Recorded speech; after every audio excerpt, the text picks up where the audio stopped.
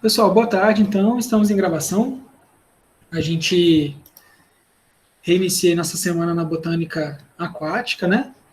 E antes da gente iniciar efetivamente o assunto da aula de hoje, queria saber se vocês conseguiram olhar os vídeos da nossa aula prática, né? De semana passada, se já deram uma olhada no relatório. Como é que vocês estão com relação a isso?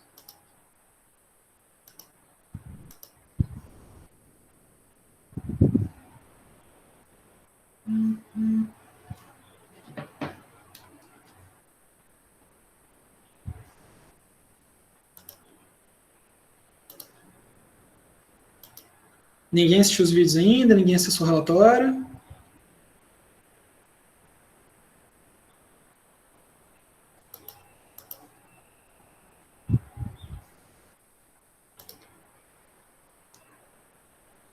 Certo. Pessoal, eu preciso que vocês se organizem também, tá?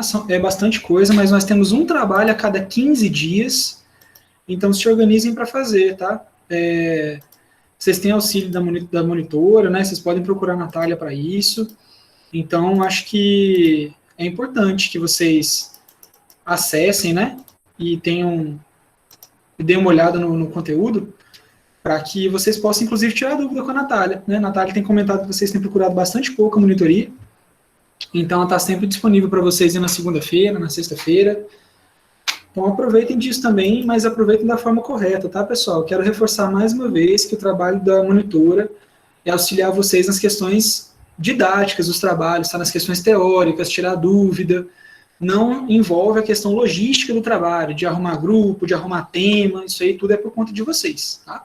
Então aproveitem, Natália, aproveitem da forma correta, e eu sugiro, mais uma vez, né, tentem fazer os trabalhos, 3 trabalhos na AB, né? Para metade da nota, é bem importante, né? Então, se esforcem fazendo esses trabalhos para que vocês não tenham aperto depois, tá bom? Dessa forma, então, pessoal, vamos começar aí nosso assunto de hoje.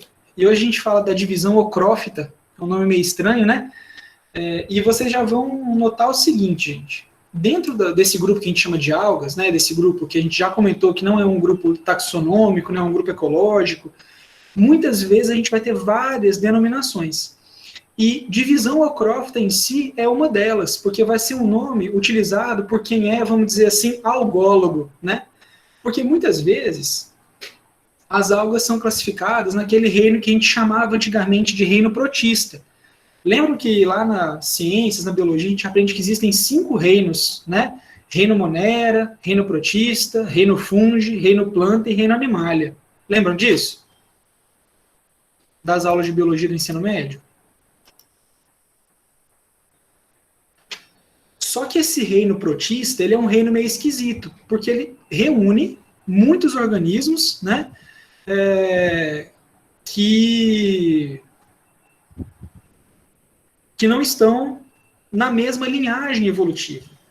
Então, ao longo do tempo, com os estudos, ele vem sendo separado em vários outros grupos. Então, por exemplo, quem trabalha com protozoário, lá do reino protista, né, que vem estudando novamente, coloca os filos que nós vamos estudar hoje, na verdade, as classes, né, as ordens, dentro de um filo chamado heteroconta, tá? Com K. Hetero, normal, com H, heteroconta. E esse nome, vou digitar aqui no chat também, ó. E esse nome heteroconta é bem utilizado pelos protistólogos, vamos dizer assim, pelos protozoariólogos. Enquanto esse nome ocrófita é usado bastante pelo pessoal das algas, né? Pelos algólogos. Mas o que importa é o seguinte, com o nome ocrófita, com o nome heteroconta, dentro desse grupo, desse filo, dessa divisão, existem 3 classes que são bastante importantes e que estão representadas nessas figuras. A primeira classe, que é a classe bacilariófita, certo? A segunda classe, que é a classe crisófita, e a terceira classe, que aqui está num desenho, né, numa figura, que é a classe feófita. Vejam que eu usei uma terminação errada, né, aqui. Eu ensinei para vocês lá há umas 2 semanas atrás que a terminação correta para classes dentro da botânica é fice. Então, vocês também vão encontrar os nomes como bacilariophyce, crisophyce e feophyce, tá? E o que importa é que nós vamos ver esses 3 grupos hoje, dentro da aula de hoje, condensando aí toda essa divisão ocrófita. E aí, assim, ó, deem uma olhada nessa figura aí, que vocês estão vendo, certo? E, a partir disso, eu queria saber de vocês o seguinte. Vocês fazem ideia de por quê, né? A gente estuda esses filos em conjunto? Por que esses grupos têm que estar todos juntos para fazer sentido? Por que a gente não pode usar uma aula para cada um, né? Uma aula para bacillariophyce, uma aula para crisophyce, uma aula para pheophyce. Alguém tem alguma hipótese aí?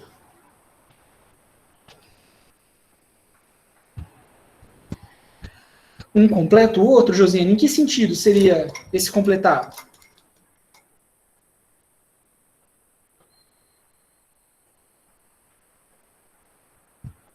Mesma coisa, eu faço a pergunta para a Deisiane, porque uma se complementa com a outra, mas como assim? O que é essa complementação que vocês estão sugerindo?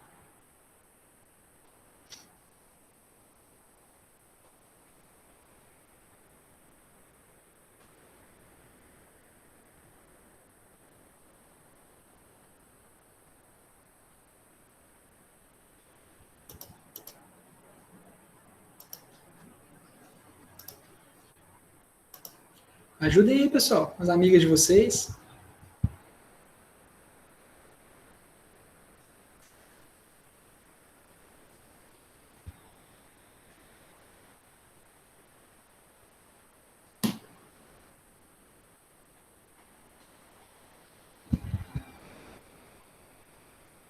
Ninguém se arrisca?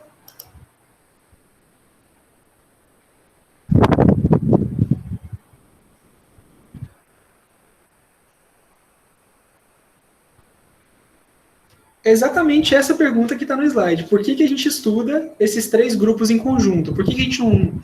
Por que não separar esses grupos em aulas diferentes? Por que olhando para esses 3 grupos que estão contidos aqui nessa aula, nós vamos tratar de todos na mesma aula e não em aulas diferentes? Por que vocês imaginam isso? Por que eu decidi isso?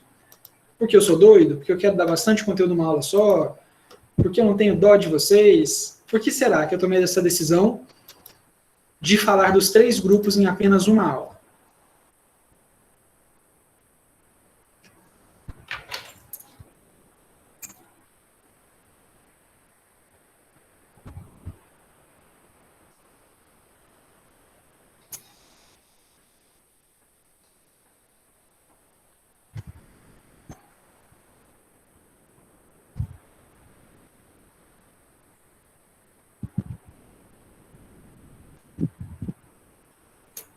E aí? Porque mesmo diferentes são iguais. Como é isso, Marciane?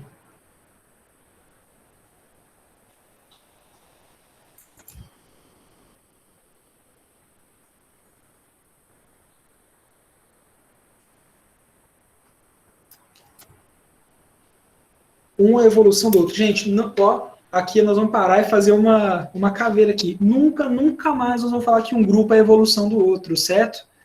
Nenhum grupo vivente é a evolução do outro. Por isso não faz sentido a gente falar os homens são a evolução dos macacos, certo? Nenhum grupo vivente é a evolução do outro. Os grupos têm ancestrais comuns, certo?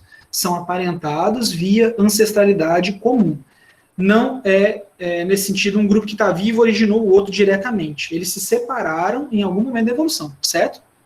Então a gente não pode dizer que esses grupos são uma evolução do outro. Mas partindo aí por esse lado da evolução, é justamente porque esses grupos são aparentados, certo? Todos eles vão estar dentro desse grande reino que a gente classifica hoje como cromista. Inclusive dentro desse grande braço que é o supergrupo SAR, tá? Nesse caso, ó, lá na pontinha desse grupo, vai estar a divisão ocrófita, que foi proposta por Cavalieri Smith aqui em 86. Então, quando a gente dá um zoom aqui dentro da divisão ocrófita,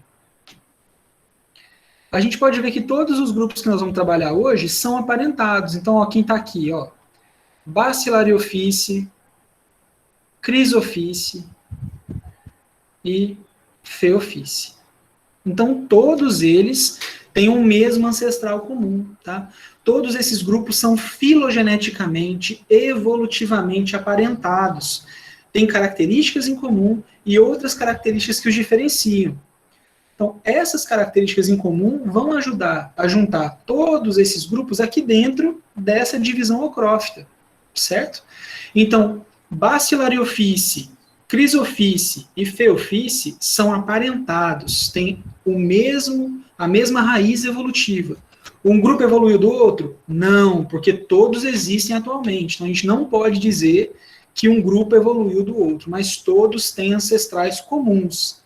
Sendo que quando a gente observa aqui esse cladograma, né, a gente pode perceber que as bacilariófitas se separaram desse grupo maior muito antes dos outros. Então a gente tem aqui um grupo mais antigo, né, Bacillariophyce, depois temos o surgimento de Chrysophyce e por último o surgimento de Phaeophyce, tá? Então todos esses grupos são aparentados, certo? Eles são bastante conhecidos na limnologia, na biologia de águas, né, tanto marinhas quanto continentais, e eles têm nomes bem populares. Então, quando a gente olha para as Bacillariophyce, são as populares diatomáceas. Em Chrysophyce, as algas marrons douradas ou algas douradas, e as Phaeophyce, as algas marrons, tá? Então, nós estudamos todos esses grupos juntos, porque todos eles têm uma raiz evolutiva única. E vocês já vão ver características que os unem e características que os separam. Então, o que a gente pode olhar que é comum a esses três grupos? Uma membrana dupla que separa os cloroplastos do restante da célula. Ao redor do cloroplasto, a gente tem a membrana do retículo endoplasmático. Então, nesse grupo, é como se o retículo endoplasmático abraçasse o cloroplasto. Então, tudo que é produzido ali na fotossíntese já é colocado no retículo endoplasmático para dar segmento para outras partes da célula, tá? E se vocês lembrarem, lá da aula do surgimento do hábito produtor, o cloroplasto tem dentro dele bolsinhas, onde ficam a clorofila, né? Essas bolsinhas são chamadas tilacoides, e elas ficam todas empilhadinhas, numa estrutura que a gente chama de grano. Nesses grupos, eu sempre tenho pilhas constantes de 3 bolsinhas. Então, eu sempre tenho 3 tilacoides em cada pilha dessas estruturas lá dentro dos cloroplastos. E o estigma, que é uma parte da célula que dá uma sensação de visualização de luz e sombra, fica lá dentro do cloroplasto, nesses grupos. Tá? Então, essas grandes características vão reuni-los, assim como vocês vão ver também o tipo de reserva que eles usam e alguns pigmentos que acontecem em todos esses grupos, mas nós vamos tratar desses grupos também individualmente, tá? Então, dessa forma, eu tenho características comuns que vão juntar Bacillariophyce, Chrysophyce e Phaeophyce dentro de Eucrófita ou Heteroconta, né? Mas nós vamos tratar, então, separadamente de cada um desses grupos. Então, o primeiro grupo que a gente trabalha é a classe Bacillariophyce, e a gente consegue ver nessa figura aí uma imagem de microscopia, tá, gente? É como se fosse aí a lente de um microscópio, numa microscopia de contraste, e a gente vê células bastante pronunciadas, vamos dizer assim, né? Então, cada uma dessas pecinhas que a gente está vendo aqui, né, tem vários triângulos, vários círculos, são células de Bacillariophyce, que o nome popular é diatomácea, tá? Então vejam aqui que uma coisa que a gente já pode começar a ver é como se essas células fossem bastante enfeitadas. Vocês concordam comigo que elas são cheias de detalhezinhos? Sim, senhor. Muito obrigado, Marisa. E esses detalhezinhos vão ser uma das características distintivas desses grupos. Ou seja, quando eu olho no microscópio, vai ser uma das coisas que eu vou usar para saber, poxa, essa célula que eu estou vendo aqui é uma célula de diatomácea, faz parte da classe Bacillariophyce. E vejam que, se vocês tivessem que chutar, tá? Olhando aí, se vocês pudessem pegar uma dessas células, vocês acham que elas seriam molinhas ou que elas seriam durinhas? São células molinhas ou rígidas? Rígida? Foi um chutão mesmo, Marise? Chutão. Chutão. Ele chutou certo, então. Chutou bem certo. Eita, eu vou jogar bola, mano. Isso aí. Aproveita que tá chegando as Olimpíadas, né? Com certeza. Então é o seguinte, gente. Todas essas coberturas, essas células, são coberturas bastante rígidas, tá? Que a gente vai chamar de frústula. Frústula. Que são reforçadas com silício, né? Que é o mesmo material que faz a areia, por exemplo, tá? Junto com oxigênio. Então são células bem enrijecidas que vão servir justamente para proteção. Elas têm essa cobertura na célula, né? Que são bem duras. E o que mais vocês podem olhar aí nessa célula? Falem para mim uma característica, por exemplo, que pode separar essas células em dois grandes grupos. O que vocês conseguem ver? Círculo e triângulos. Isso aí, as formas, né? Geométricas desses organismos. Então a gente tem principalmente círculos e triângulos, mas a gente tem esse tipo aqui também, né? Meio ovalado. Arroz. O arroz. O arroz entraria aí no grupo dos círculos ou dos triângulos? Meio que lá, vocês meio acham? cá. Ele tem a circunferência, né? Só que é achatada, então acho que no círculo. Não é não? E aí? Quem concorda com a Marise? Quem discorda?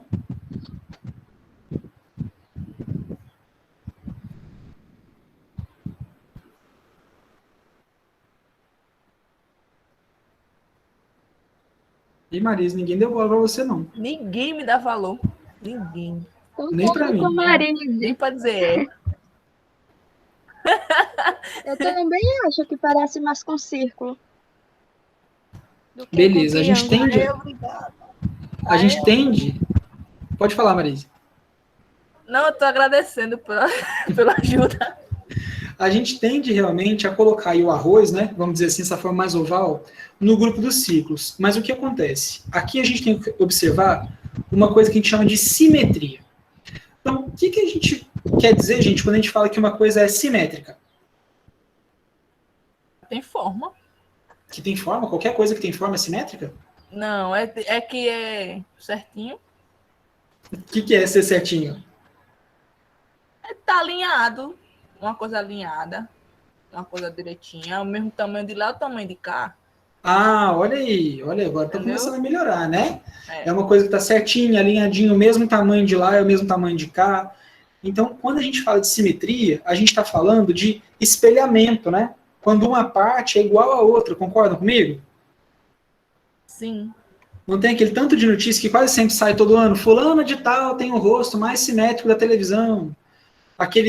Tem vários vídeos também rolando no Instagram, no TikTok, o povo vai fazendo a simetria da cara e é totalmente torto, né? Quando junta uma metade com a outra.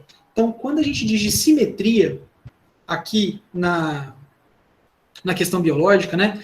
A gente está falando da possibilidade de passar um eixo pelo organismo e encontrar duas partes iguais. É claro que o igual aqui é muito relativo, né, gente? Nunca vai ser igualzinho. Se eu passar um eixo no meio do meu rosto, pode ser um olho tá um pouquinho mais acima que o outro, né? Uma narina é maior que a outra, mas as coisas se repetem dos dois lados, concorda? Se eu traço um eixo aqui, eu tenho um olho esquerdo, um direito, narina esquerda, direita, um pedaço da boca para a direita, para a esquerda, duas orelhas, certo? Sim. Então, esse eixo divide o meu rosto simetricamente. Beleza? Porque a mesma coisa que eu tenho de cá, eu tenho de cá. Esse eixo não divide o meu rosto simetricamente. Certo? Certo. Porque o que eu tenho acima não é o que eu tenho abaixo. Beleza? Sim, senhor. Quando eu só tenho um eixo que divide o organismo em duas partes iguais, eu tenho o que a gente chama de simetria bilateral, que é o caso do ser humano. A gente só tem esse eixo aqui que nos divide em duas partes espelhadas. Concorda comigo? Concordo. Não é aí. Sim. Beleza. Outros organismos, entretanto, vão ter o que a gente chama de simetria radial. Vamos olhar o caso, ó, dessa célula aqui de Bacillariophyce. Se eu traçar um eixo aqui, eu dividi em duas metades relativamente iguais. Concorda comigo? Aparentemente, sim. Se eu fizer assim, também, não é? Deixa eu apagar o primeiro, na verdade. Ó. É. Também. Se eu fizer assim, também, né? Sim. Lados aparentemente iguais. Então, quando eu tenho o que eu chamo de simetria radial, significa que eu tenho vários eixos que dividem o organismo em duas partes iguais. Por isso que o arroz, ou as células em formato oval, não estarão no mesmo grupo das células circulares, porque só tem um eixo que eu consigo dividir as células grão de arroz para que elas tenham duas partes iguais, né? Longitudinalmente falando, você pode até falar, não, professor, você podia fazer assim, né? Mas longitudinalmente falando, no maior comprimento, só um eixo divide essa célula em duas partes iguais. Concordam comigo? Sim. Todo mundo entendeu esse raciocínio da simetria bilateral e da simetria radial? Eu entendi. Então, aqui dentro das bacilariofícias, nós vamos ter dois grandes grupos separados principalmente pela simetria. Um grupo de simetria bilateral, que vai ser basicamente as células em formato de grão de arroz, de triângulo, né? E outro grupo pela simetria radial, as células circulares, tá? Daqui a pouco a gente vai falar desses grupos. Então, por isso que é importante a gente olhar a simetria nesses organismos. Como que vai ser a organização do corpo deles em geral? Então, vejam bem, gente, isso aí, ó, é uma estrutura, tá, clássica de uma bacilariófita, um desenhinho. Então, vejam que a tal da frústula é dividida em duas partes, que é como se fosse a epiteca e a hipoteca. Então, vejam bem. Deixa eu pegar aqui, ó. Vamos imaginar que essa aqui é a nossa bacilariófita, que a gente está vendo aqui no desenho, beleza? O formato é um pouquinho diferente, mas a gente vê que tem a tampinha, a parte de baixo, tranquilo? Sim, professor.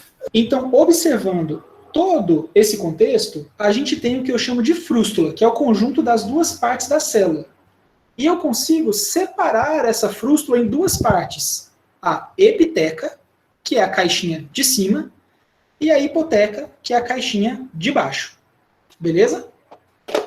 Conseguem fazer ligação aí com esse desenho?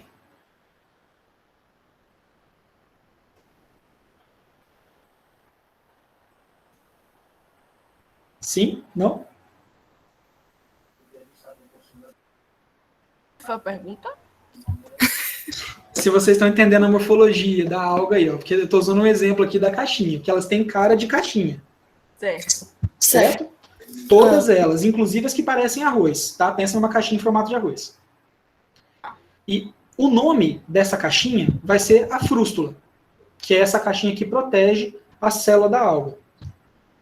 Certo. E assim como uma caixinha, a frústula sempre vai ter duas partes. Só que na caixa a gente chama de tampa e de caixa, né?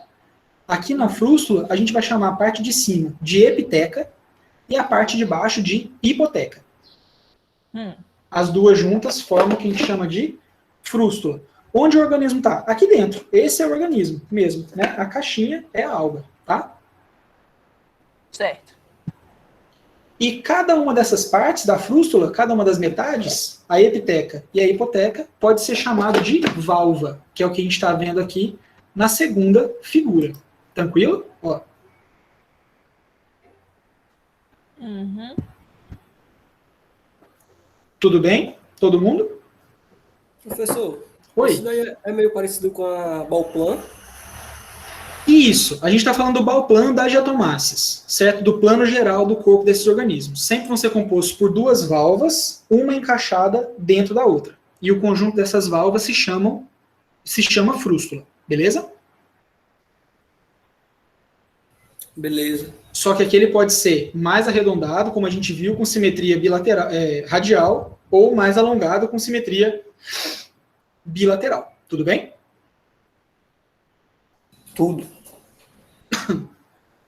Lá dentro da caixinha, o que a gente vai encontrar? Um núcleo. Então, nós já sabemos que são organismos procariontes ou eucariontes?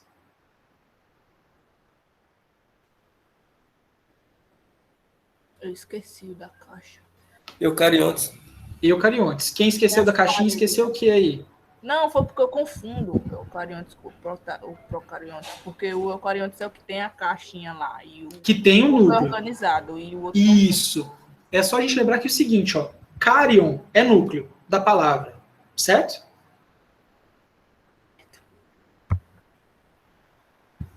Eu é verdadeiro. Então, eucariontes tem um núcleo verdadeiro. Eucarion. Procariontes tem alguma coisa que parece um núcleo, mas não é. Tem material genético, mas ele não está separado do citoplasma. Beleza? Então, nós temos organismos que são eucariontes, porque tem um núcleo organizado, e aí vão ter, né, organelas típicas de eucariontes, nesse caso, vacúolo, tem os cloroplastos, né, lá dentro, que vão realizar fotossíntese, e essa frústula, né, vai ter poros, porque ela é bem espessa, cheia de material mineral aqui, então tem poros para comunicação com o exterior, certo? Então, essa cara aqui, né, é esse desenho geral desses organismos. Tranquilo? Então, eles parecem com uma caixinha, que a tampa chama epiteca, a caixa em si chama hipoteca, e elas se encaixam. O conjunto disso se chama frústula, que vai proteger as diatomáceas. Em geral, esses organismos vão ser basicamente unicelulares. Alguns são coloniais e nunca tem flagelo na fase adulta. Beleza? Então, as fases adultas são não flageladas. Isso não significa que esses organismos não têm flagelos. Alguns que têm reprodução sexuada podem formar flagelos nos gametas, mas a fase adulta é sempre sem flagelos. Beleza?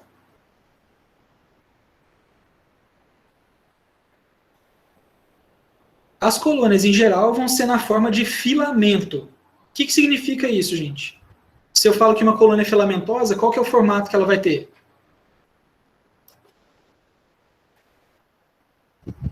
Tipo uma linha. Tipo uma linha. Alongada. Isso aí, um fio, né? Um filamento.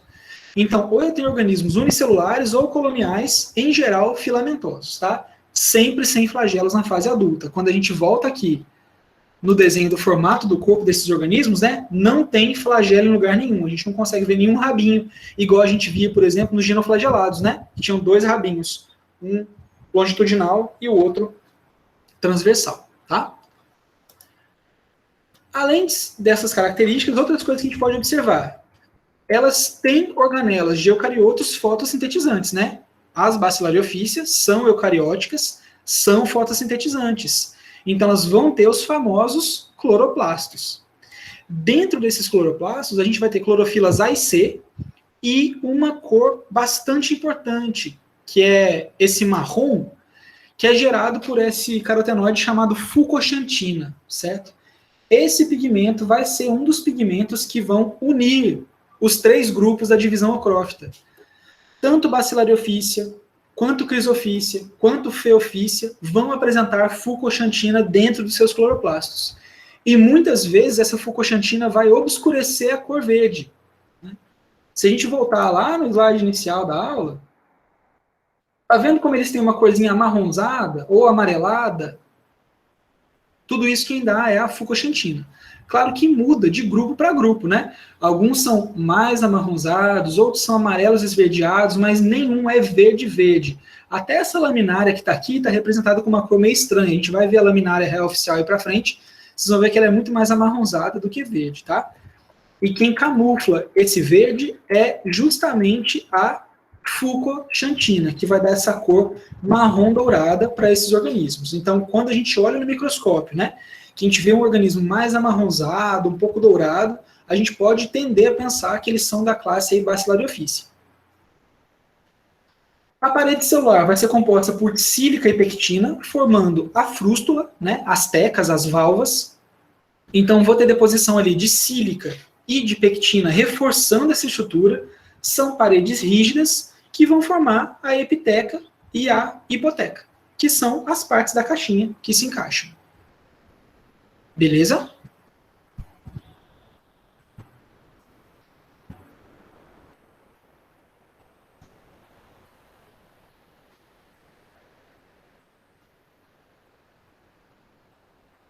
Terra para estudantes da botânica aquática, beleza?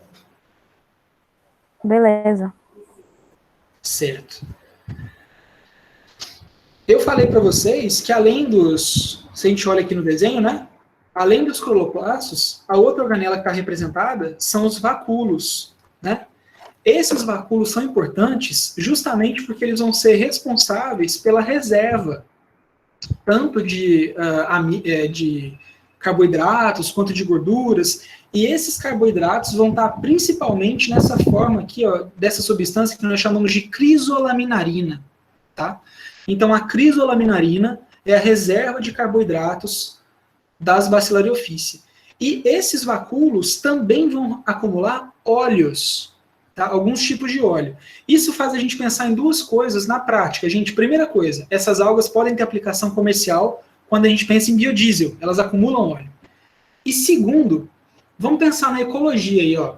Levando em conta que essas algas fazem parte do fitoplâncton, não tem flagelos. Por que é legal elas acumularem óleo nesses vacúolos?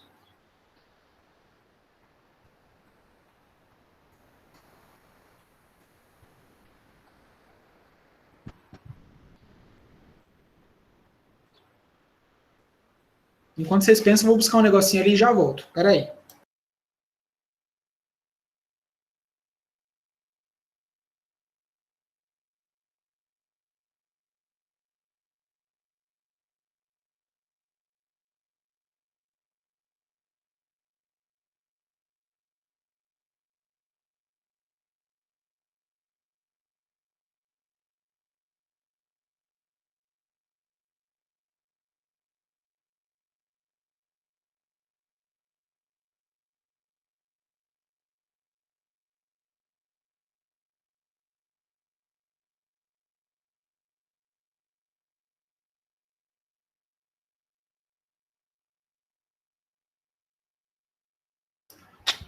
Voltei e quero saber de vocês aí por que é legal, ecologicamente falando, essas algas acumularem óleo.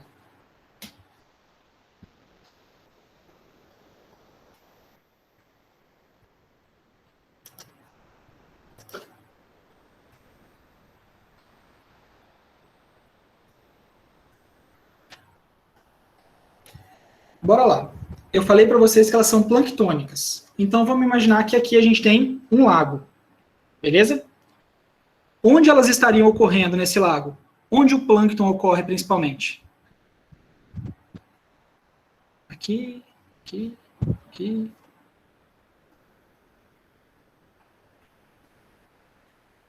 Em cima. A gente sabe que o fitoplâncton se concentra na superfície, né?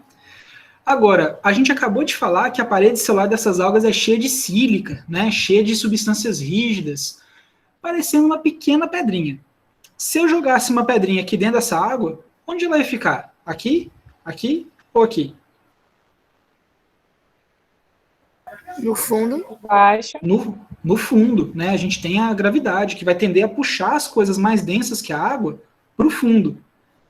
Agora, se eu coloco óleo nessa água, onde ele fica, gente?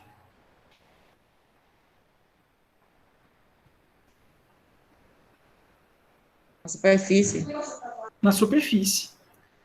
Então, esse acúmulo de óleo dentro das células das Bacillariophyta facilitam a flutuação. Elas têm uma parede celular bem rígida, né? Então, esse afundamento ele é muitas vezes evitado pelo acúmulo de óleos, que torna essa célula um pouquinho menos densa, e aí ela fica mais tempo na superfície, tá?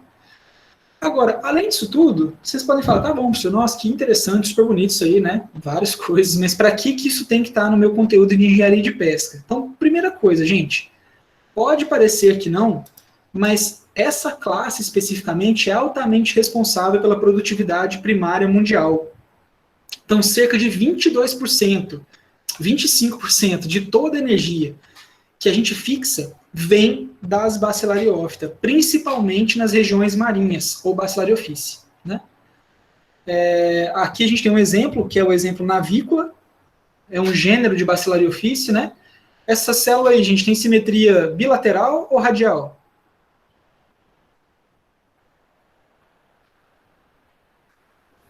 Bilateral. Bilateral, né? Nesse eixo aqui, ó. É isso?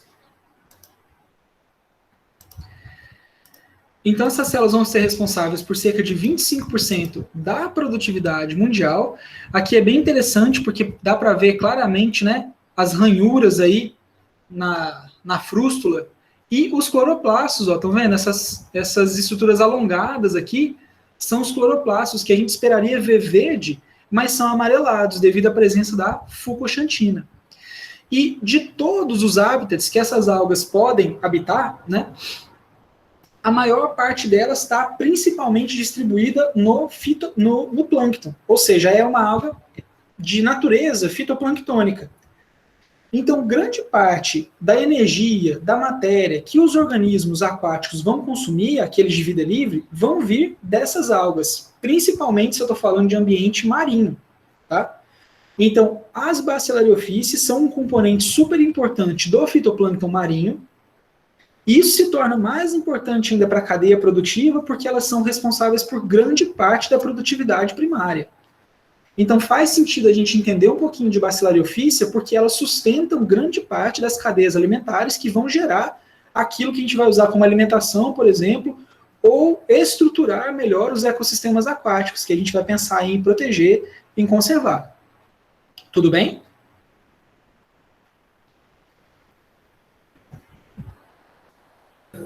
Professor, eu já cheguei a ver alguns lagos, eu fiquei com a sensação de aquele lago ter tipo óleo. É por causa dessas coisas? Não necessariamente, tá, João? Aí, geralmente, provavelmente, algum tipo de poluição mesmo. Aqui na Marituba acontece com muita frequência, principalmente por presença de barco, dos barcos a motor, né? Que daí você tem escape do combustível e o óleo fica lá. Mas essas algas não vão causar poluição por óleo, tá? Nos corpos d'água que elas se encontram. O óleo fica lá dentro da célula, lá dentro do vácuo. Não é expelido. Beleza?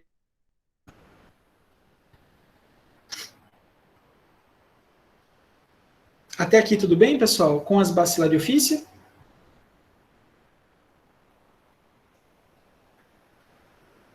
Sim.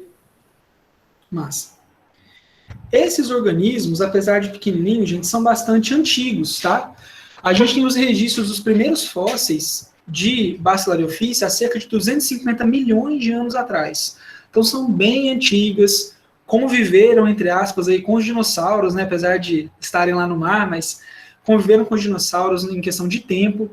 E eles se diversificam, né? A gente tem uma explosão de espécies, mais ou menos, há 100 milhões de anos atrás, tá? Então, é um grupo que é bastante diverso hoje. Nós temos cerca de 100 mil espécies atualmente descritas, que estão distribuídas em cerca de 250 gêneros, que vêm basicamente aí do Cretáceo. Tá? Então, conviveram, os gêneros recentes passaram por aquela extinção que aconteceu lá no Cretáceo, que extinguiu todos os dinossauros, basicamente, e chegaram até os dias atuais. Então, é uma linhagem bastante antiga, de 250 milhões de anos atrás, se diversificaram há cerca de 100 milhões de anos atrás, aí é um grupo bastante diverso, né, com cerca de 100 mil espécies. Então, a gente tem bastante Bacillariophyces distintas em vários ambientes, certo? Temos Bacillariophyce em ambiente aquático doce, ambiente aquático salgado, nos estuários, zonas de transição, não só no plâncton, mas também bentônicas, também epifíticas, vivendo sobre outras algas ou outras plantas, tá? Então é um grupo bem diverso. E a grande questão a respeito da simetria bilateral vai servir, da simetria, na verdade, né? Vai servir justamente para que a gente possa dividir essas algas em duas grandes ordens. Então, o primeiro grupo é a ordem Penalis. Nós vamos lembrar da forma de pena, certo? Então, todo mundo que está dentro da ordem Penalis tem a simetria bilateral, beleza?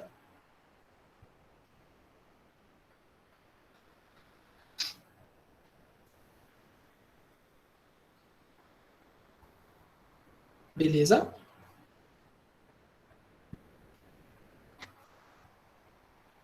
Beleza. Além disso, os cloroplastos vão ser cloroplastos que a gente chama de parietais. Vão ter 2 cloroplastos parietais. O que significa isso, gente? Eles estão colados às paredes da célula. Estão vendo aí que as 2 grandes manchas verdes aí, verdes amareladas, que são os cloroplastos, acompanham bem bonitinho a parede do grão de arroz, a Marise aí? Lembra? Então, elas estão bem coladinhas na parede, isso que a gente chama de cloroplastos parietais. Além disso, ó, quando a gente olha bem aqui no centro, dá para ver marcada uma bolinha, não dá? Tá. Então, aqui na parte dessa bolinha, a gente vai ter o vacúolo, onde vai estar a crisolaminarina, os olhos, e também o núcleo, bem marcado aqui no centro. Além disso, outra coisa que vai caracterizar bastante essa ordem é essa parte aqui. Estão vendo que parece uma parte mais fundinha, bem no meio aqui da célula? Tô vendo, é uma linha. Isso. Essa linha aqui, ó, vai ser chamada de RAF.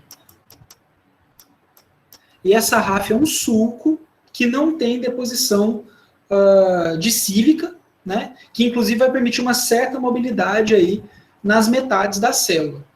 Então, todos os organismos que estão dentro da ordem Penalis vão ter simetria bilateral, só um eixo de divisão longitudinal, né? Vão ter cloroplastos parietais, o núcleo e o vacúolo vão estar bem centralizados, e a gente vai ter essa linha sem depósito de sílica que a gente vai chamar de RAF. Nem sempre elas vão ser retinhas assim, porque assim parece um grão de arroz, bem retinho, né? Às vezes elas podem ter uma forma um pouquinho mais que a gente chama de sigmoide, um formato em S. Beleza? Mas vocês conseguem ver que a gente tem basicamente a mesma estrutura, ó, aqui e aqui, só que aqui a gente só tem uma torcidinha nas pontas. Sim. Sim. Passos parietais.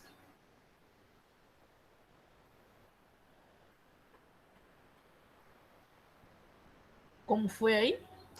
Todo mundo consegue ver nessa imagem os cloroplastos parietais. Sim. Vamos fazer o seguinte, tá aqui, né, o ponto de luz aí meu. Indiquem para mim onde eu tenho que ir com ele para encontrar um cloroplasto parietal. Na parte verde. Isso aí, né?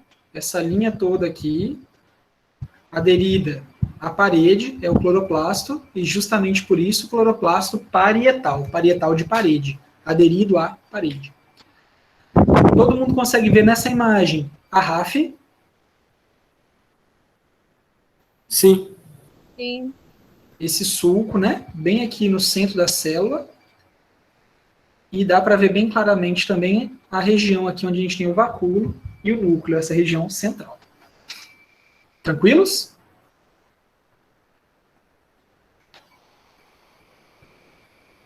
Então, se todo mundo que tem simetria bilateral está na ordem Penalis, todo mundo que tem simetria radial vai estar na ordem Centralis. Então, aqui a gente tem uma vista superior da célula, né? É como se a gente estivesse vendo a caixinha assim, ó, tá? De cima. Beleza essa vista aí? Então, de lado ela vai ser assim, de cima assim, só que aí no caso redonda, né? Ok? Ok. Vejam que a gente tem uma estrutura bastante detalhada, né, com muitos ornamentos. A frústula é muito desenhada. Ela vai acabar lembrando uma peneirinha de tantos furinhos que ela tem, né? E aqui, diferentemente dos cloroplastos parietais, olhem essa foto. Os cloroplastos não estão mais aderidos só à parede, eles estão basicamente dispersos aí em grande parte do citoplasma. Então a gente tem cloroplastos que são arredondados, eles são discoides, certo? Vão estar bastante distribuídos. Eu estou olhando assim de lado, não é porque eu estou doido, não, viu, gente? É que tem uma tela maior aqui, eu estou olhando para ela. E aqui no centro, a gente consegue ver a mesma região de núcleo e vacúolo. Beleza? Sim. Qual Ela é mais estu... bonita do que a outra.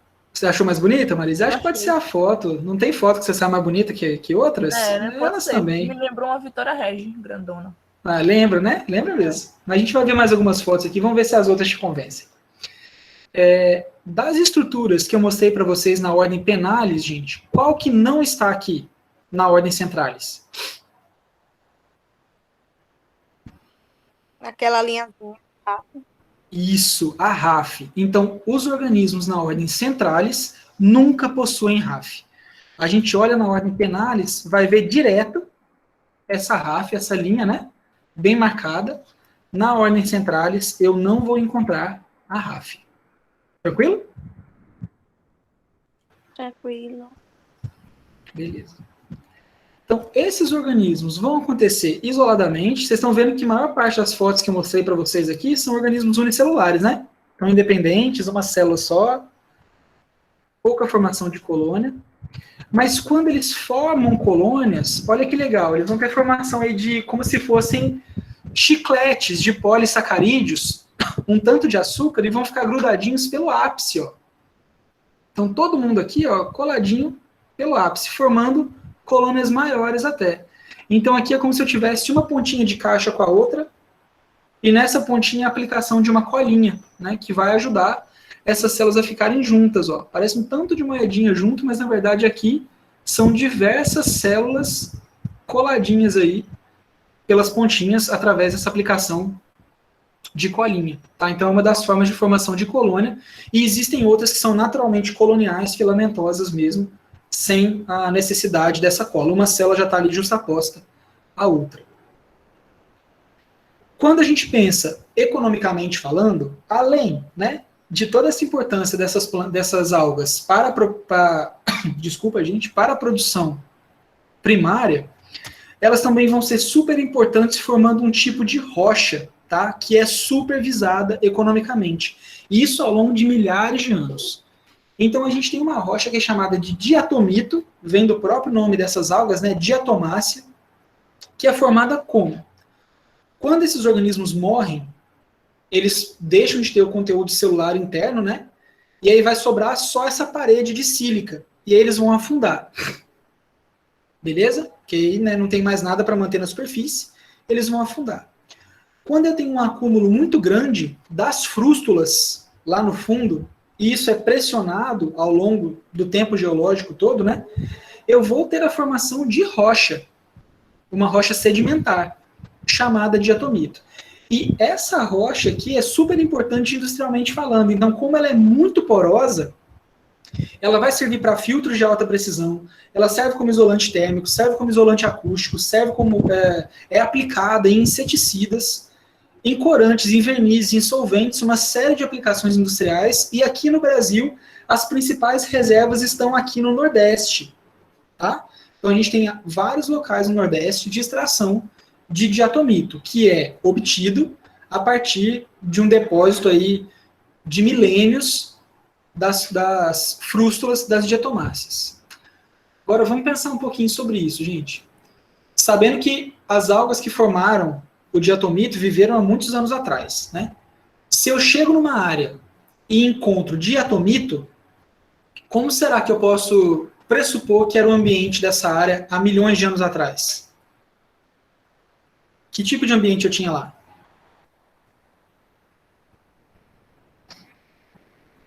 Aquático. Principalmente o que, João? Aquático.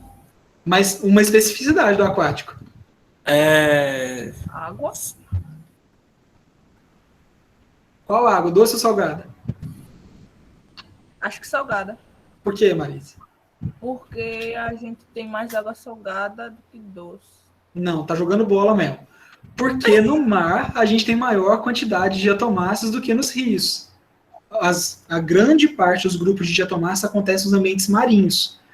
Então, se eu tenho um grande acúmulo de diatomácea, provavelmente aquele lugar foi uma área marinha, né? A gente pressupõe que tenha sido uma área de mar, tá? Não é porque a gente tem mais mar do que rio. É porque se eu encontro diatomito, é porque provavelmente aquela área no passado foi o mar, que é onde eu encontro esses organismos comumente. Ô, Beleza? professor, é pelo diatomito que descobriram a idade dessas algas? Sim e não, essa é uma boa pergunta. Porque muitas vezes, João, não necessariamente o diatomito vai preservar a estrutura, né, que a alga tinha quando ela morreu. Mas alguns diatomitos bem preservados, você consegue ver as frústulas sim. Então, eles podem ajudar contendo fósseis de diatomáceas. A gente pode entender a idade delas a partir desse tipo de rocha também. Até aqui, tudo bem, pessoal? Tudo? Tudo? Sim. Então, apesar dessas células, né, dessas espécies em geral, serem fotossinteticamente ativas, algumas podem sobreviver heterotroficamente, principalmente se elas têm glicose como fonte de carbono e de alimento, tá? Então, se por algum motivo elas não podem realizar fotossíntese, mas elas estão supridas de glicose, elas podem sobreviver. Isso vai entrar diretamente, por exemplo, nas tentativas de cultivo, né, dessas algas fora do ambiente marinho ou do ciclo, certo? Algumas espécies, né, não contêm clorofila e vão ser heterotróficas mesmo, mas são pouquíssimas. Outras vão estar simbiontes a outros protozoários. E uma característica muito interessante que elas têm, como várias outras algas, é a formação de esporos, que são células de resistência quando a gente tem condições adversas, que a gente vai chamar de auxósporo, tá? Então, os auxósporos são as estruturas de resistência das Bacillariophyceae. Se elas sentem alguma mudança ambiental negativa, se elas sentem algum problema ambiental, elas podem formar esse esporo e ficar quietinhas lá, até que seja uma condição boa para que elas germinem de novo. Além disso, elas fazem associações com várias outras espécies. Então, apesar da gente encontrar essas algas muito isoladamente, a gente também pode encontrar situações assim, ó. Então, aqui eu tenho um filamento, né, de clorófita, eu sei por conta desse verde, e tenho várias bacilariófitas, ó, presas a esse filamento de clorófita, parecendo uma estrela, né, mas na verdade elas estão usando a clorófita como base para estarem ancoradas. Nesse segundo caso, a gente quase não consegue enxergar a alga de baixo, mas todos esses triângulozinhos presos aqui são também bacilariófitas, tá? Que estão aí vivendo anexas a outras células.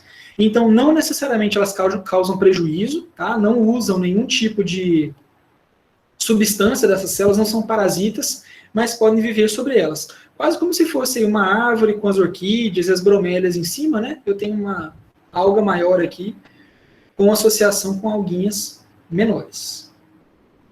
Beleza?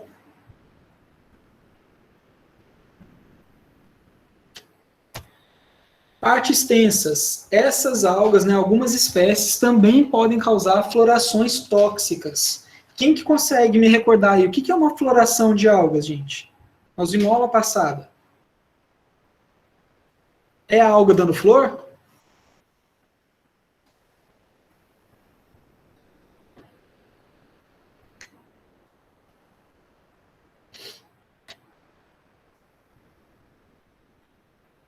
Que processo eu estou falando quando eu digo que aconteceu uma floração de algas?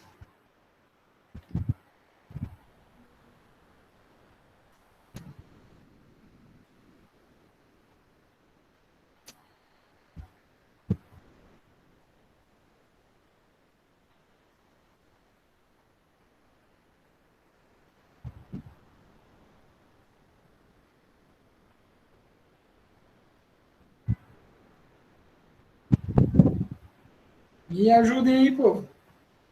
Aula passada, quem estava?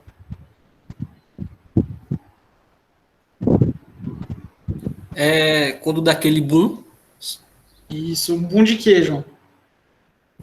de algas. Causado por uma reprodução em massa, né? Isso. Então eu tenho um grande evento reprodutivo dessas algas que fazem com que elas aumentem em quantidade, né? Tem um crescimento desproporcional da população. Várias espécies de algas, durante esses momentos, produzem compostos tóxicos. Nem toda floração é tóxica, efetivamente, tá, gente? Nem toda alga tem toxina. Algumas espécies, como no caso aqui dentro de Bacillariophyceae, né?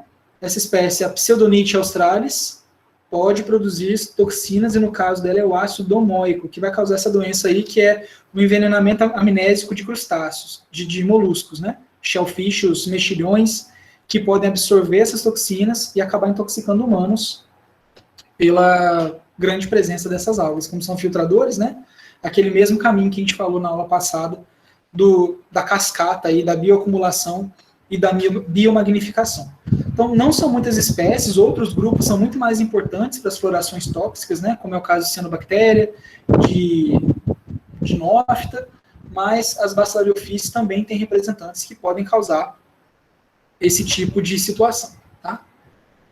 Como vai ser a reprodução desses organismos? Então, em geral, eu tenho basicamente uma reprodução assexuada. E como que essa reprodução assexuada vai funcionar, gente? Na reprodução sexuada, o que acontece é que uma célula que tem epiteca e hipoteca, certo? Se separa. Então, separam-se as epitecas e as hipotecas. E aí, eu vou ter a formação sempre da parte como se fosse a parte de baixo. Então, pensem aqui, ó. Temos epiteca e hipoteca.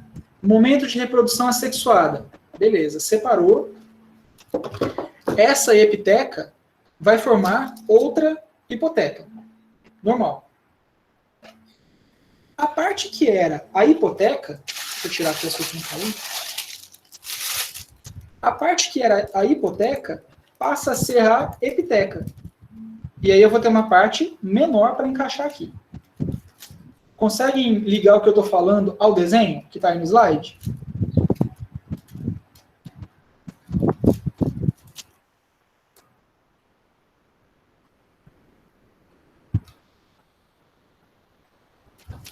Oh.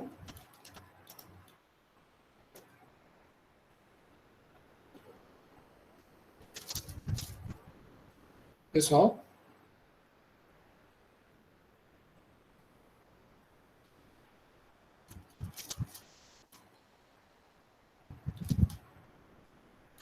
Beleza, Josiane consegue, todo mundo consegue, pessoal além de Josiane. Consegue o quê, professor? Ligar isso que eu expliquei à imagem que está no slide.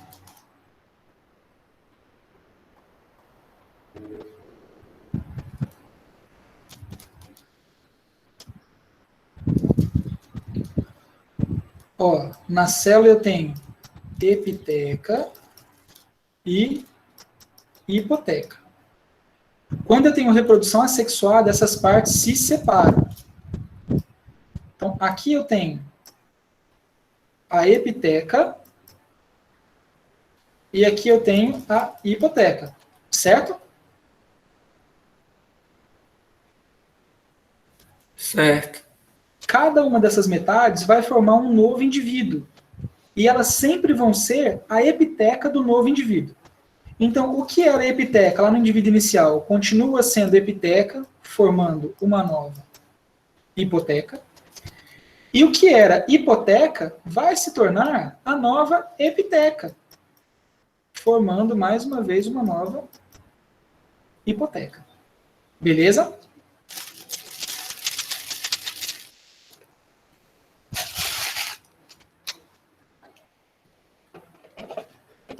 Tudo bem para isso aqui? Agora, gente, pensando no tamanho das células, qual que é a consequência da reprodução assexuada?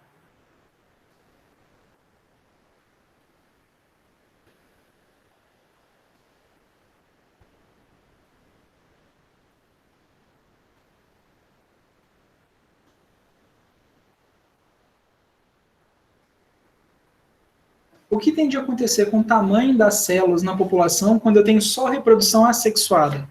Vendo isso que a gente está vendo aqui. O tamanho, O que vai acontecer com o tamanho, João? quando é uma assexuada, é um clone, não é? Isso. Né? Então fica do mesmo tamanho, não é não? Ou diminuir? Olha o desenho. Olha o que está acontecendo no desenho. Uma ficou pequena e a outra grande. Uma está basicamente do mesmo tamanho que ela era anteriormente. justamente porque a epiteca dela continuou sendo a epiteca do novo. Uma diminuiu de tamanho, porque o que era a hipoteca, que já é menor, se tornou a epiteca. Então, a Patrícia falou aí no chat, quando eu tenho reprodução assexuada, uma das células filha sempre vai ser menor que a célula mãe. Consegue entender isso, gente?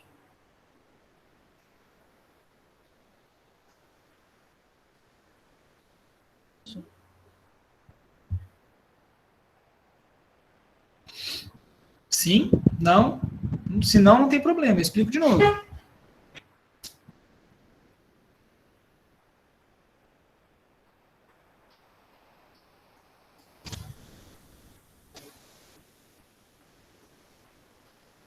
Explique de novo, professor. Esse silêncio. Então, no caso, sempre que for hipoteca, elas vão ser menores, não é? Já que a estrutura é menor. Isso, porque ó, não é uma caixinha? A epiteca é a tampa e a hipoteca é a parte de baixo, não é?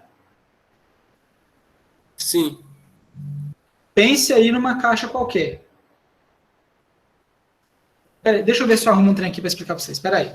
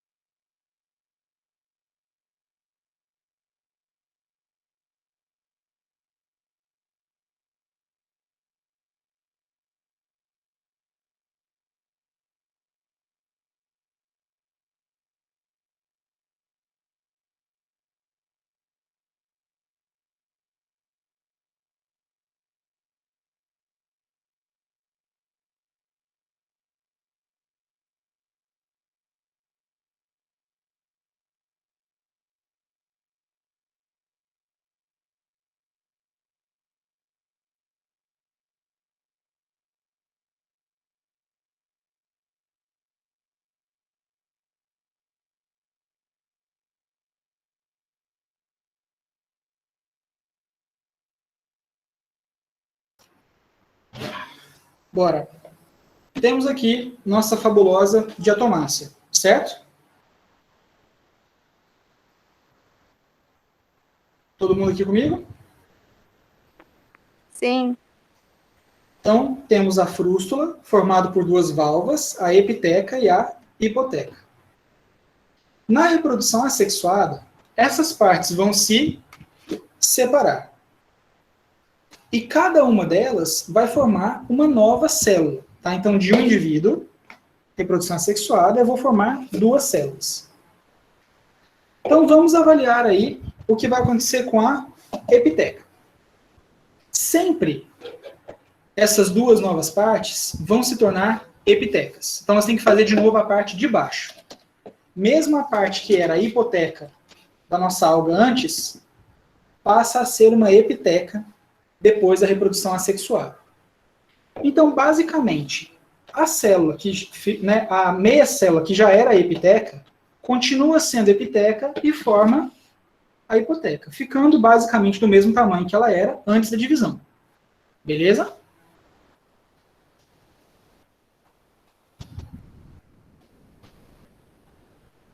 Tudo bem com a célula formada da epiteca?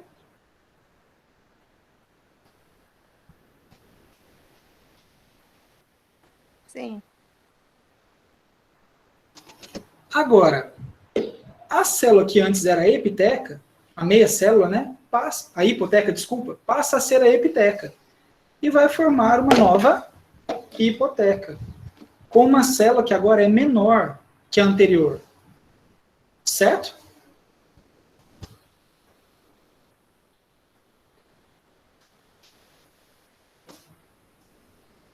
Então vamos comparar. Se a gente observar só as epitecas, ó, uma célula ia ser desse tamanho e a outra desse. Essa é menorzinha. Beleza? Está na minha mão esquerda. Entendido?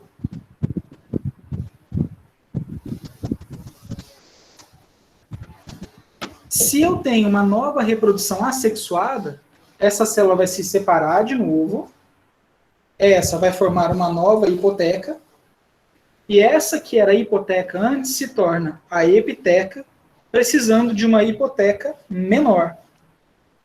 Comparando os tamanhos das epitecas, olha o que está acontecendo, está diminuindo, né? E aí, por consequência, diminui a célula inteira. Entendem? Sim, professor. Então, se a gente observa o quanto diminuiu as epitecas, né? Porque elas vão basicamente, ó, diminuindo, já que sempre a hipoteca vai se transformar numa nova epiteca. Então, uma das consequências da reprodução assexuada nas bacilariophyce é a diminuição de uma das células filha em comparação com a célula mãe. Certo? Certinho. Ficou claro para todo mundo?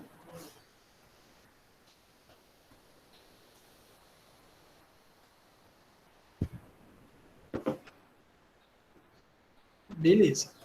Então, a partir disso, vocês acham que elas vão diminuir assim eternamente de tamanho ou vai ter algum processo que vai reverter isso?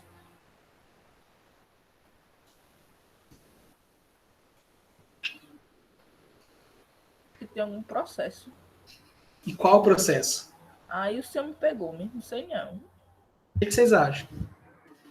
Pode- Seria a alimentação, os nutrientes, fazer elas crescer. Não, João, porque vamos lembrar que a frústula é rígida, né? Ela não vai crescer tanto porque ela já está enrijecida. Vamos pensar não no nível do indivíduo, mas vamos pensar naquela população de algas ali. Qual processo pode fazer com que aquele grupo de células volte a ter um tamanho maior?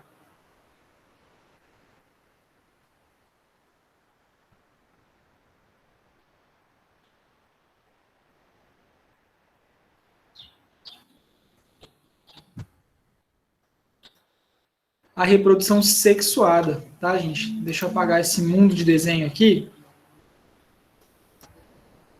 Que é o seguinte.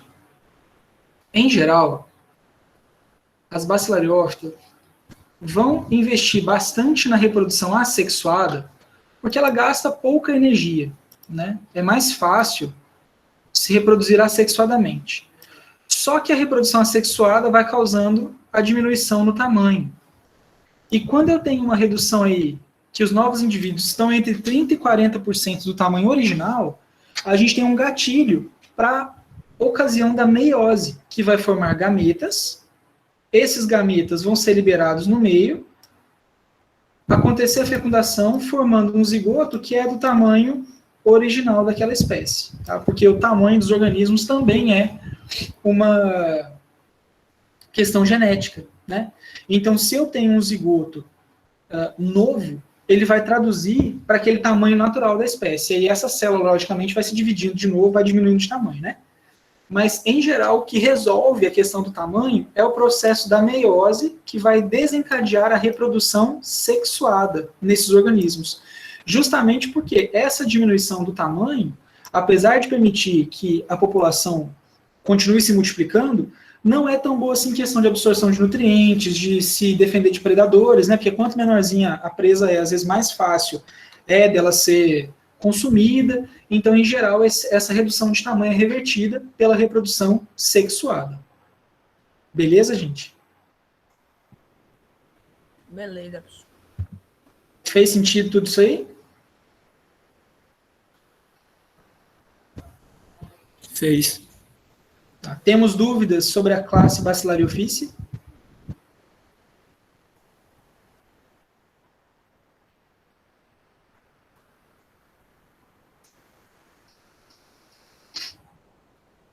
Não? Então a gente pode passar aí para a classe Chrysophyce, tá? Que é uma das classes de algas que eu acho mais bonitas, elas são espetaculares no microscópio, são bonitas demais. E essa classe, ela vai ser um pouquinho diferente da classe anterior, primeiro, pela coloração. Apesar da gente ter o mesmo pigmento, que é a fucoxantina, A classe Chrysophyce tem um brilho muito mais dourado. Vocês conseguem perceber nessa imagem, em comparação com as outras que a gente viu? Que ela é mais dourada, o amarelo dela é mais forte. É. Então ela tem essa cara bem amarelona, bem dourada. E vejam uma coisa aqui, ó. O que é essa estrutura que eu estou apontando a seta aqui, ó? O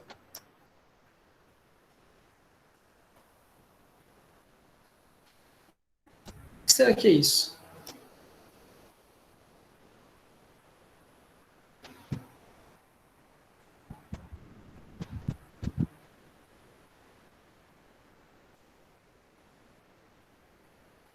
E aí?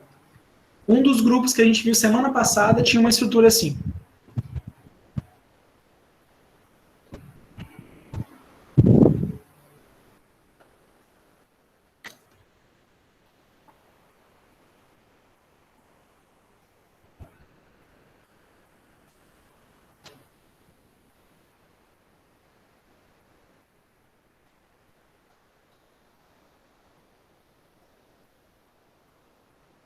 Parece ser flagelo. Isso aí, é um flagelo, tá? Essa é a primeira grande diferença da classe Chrysophyce para a classe Bacillariophyce. Nessa classe, células adultas têm flagelo. Aqui a gente vê uma colônia, né? São várias células juntas de dinóbrio e todas têm flagelo. Tá mais fácil de ver esse aqui que eu circulei, mas todas vão apresentar. Nessa colônia de cinura, por exemplo, já fica bem mais fácil de ver, né? A movimentação de vários flagelos nessa colônia. E são 2 por célula, tá? Então você vai ter essa coloração dourada, amarronzada, com a presença de flagelos nas células adultas, mesmo nas unicelulares. Olha essa célulazinha de ocromonas, né? Dá para ver direitinho os 2 flagelos. Beleza?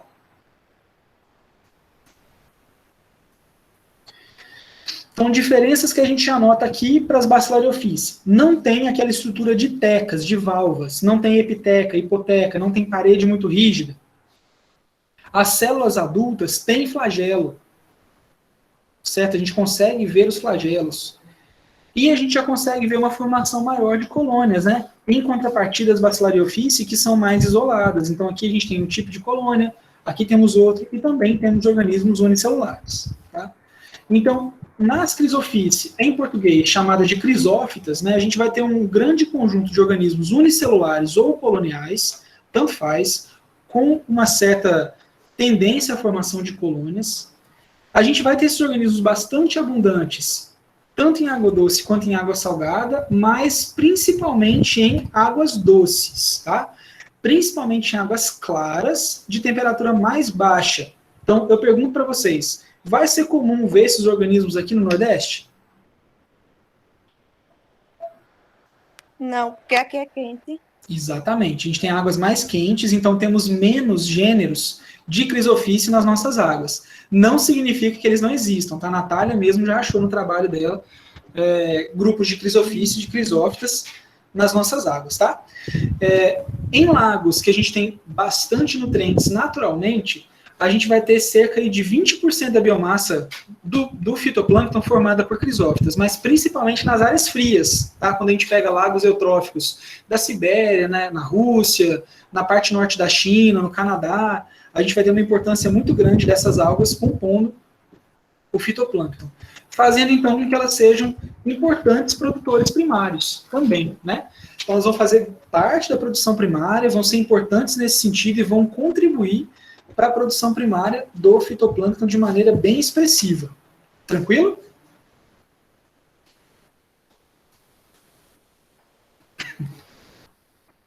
Em geral, algumas são incolores, né? Mas a gente vai ter, em quase todas, clorofilas A e C, mesma coisa das Bacillariophyce, e a presença da fucoxantina, né? Que é esse pigmento aí amarelado dourado. Inclusive, é daí que vem o nome desse grupo, né? Essa cor dourada que ele confere às crisófitas acabou dando o nome do grupo, porque criso, em grego, é ouro. Então, são algas douradas, algas marrom douradas, certo? E é assim que a gente vai identificar esses organismos no microscópio, principalmente por essa cor dourada bem viva e pelo movimento gerado pelos flagelos, certo? Em geral, vou ter organismos fotoautotróficos, né? Ou seja, que fazem fotossíntese, mas alguns podem ser saprotróficos, vivendo de material em decomposição, ou fagotróficos, até pegando pequenas bactérias. Tá? Eles também podem se alimentar heterotroficamente em algumas condições. Mas, majoritariamente, a produção de energia se dá via, a produção de alimento, né, se dá via fotossíntese nesses organismos. Tá? Assim como as bacilariófitas, a gente vai ter a reserva de crisolaminarina, assim como as cianobactérias, né, tinham o amido das cianofícias, as ginófitas tinham amido, e as bacilariófitas tinham crisolaminarina, as crisofícias também vão ter. Inclusive, é mais um dos indicativos de que elas são parentes, né, aparentadas. Essa crisolaminarina vai estar armazenada em vacúolos também, que em geral vão estar na parte posterior da célula, próxima aos flagelos, né? E vou ter também uma organela muito importante, que é o vacúolo contrátil, tá? Quando a gente fala de vacúolo, muitas vezes a gente imagina só uma bolsa, que vai receber nutrientes, né, ou toxinas, mas o vacúolo contrátil ele é extremamente importante para a osmorregulação, principalmente nas algas de água doce. O que isso quer dizer? Vamos desmontar esse grego que eu falei agora, né, gente? Quem lembra do que é osmose?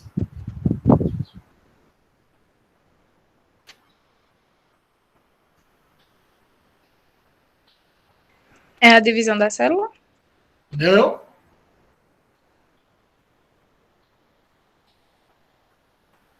que é o processo de osmose, gente?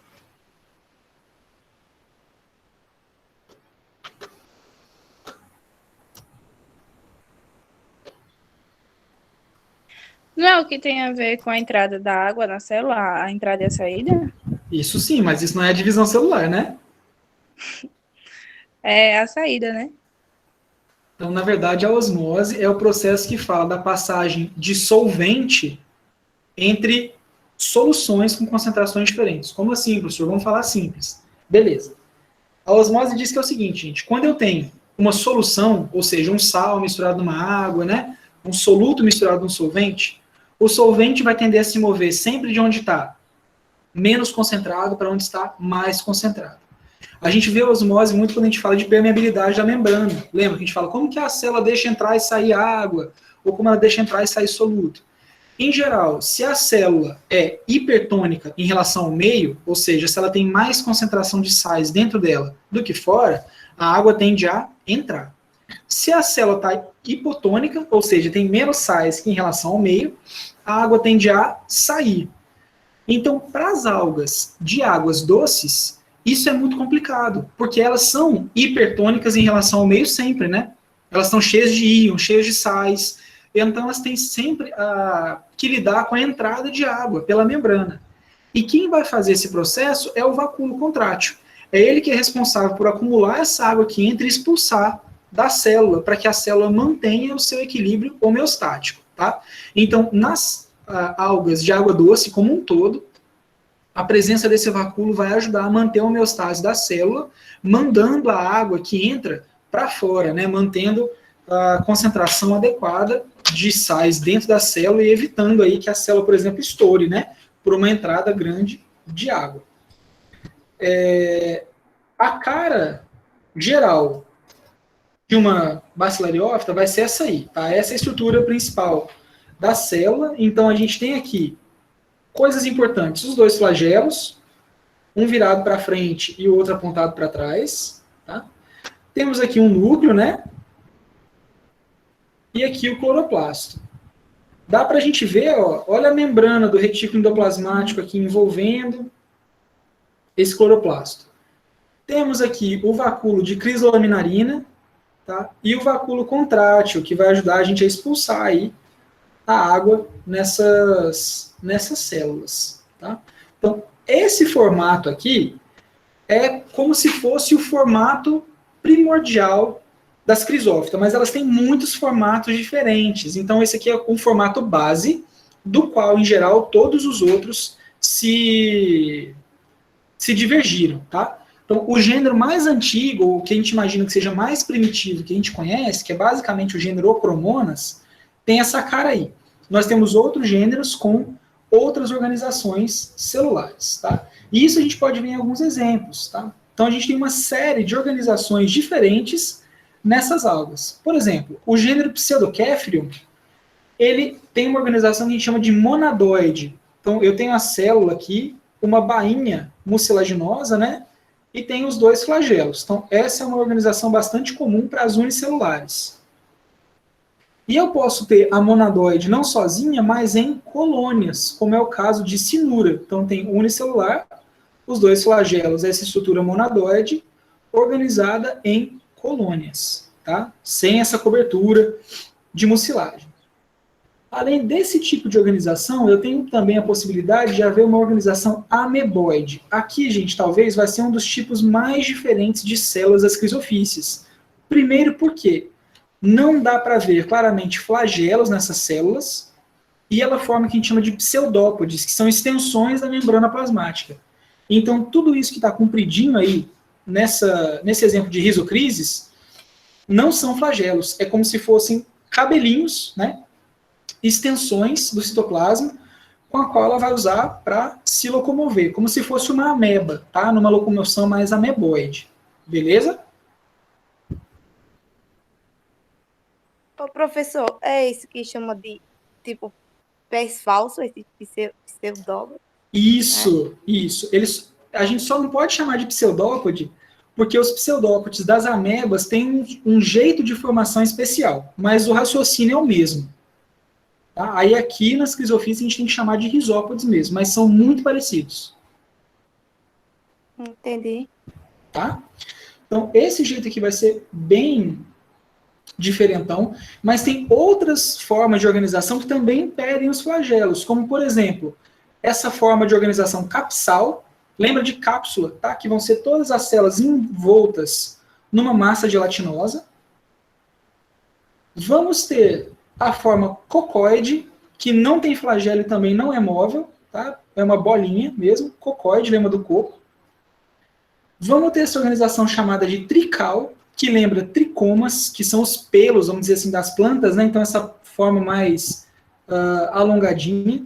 E vamos ter uma organização que a gente também pode chamar de talosa, né? Que a gente forma tecidos quase verdadeiros. Então aqui, ao invés de ter, por exemplo, uma bola, né, desorganizada, eu tenho a formação de um tecido organizado.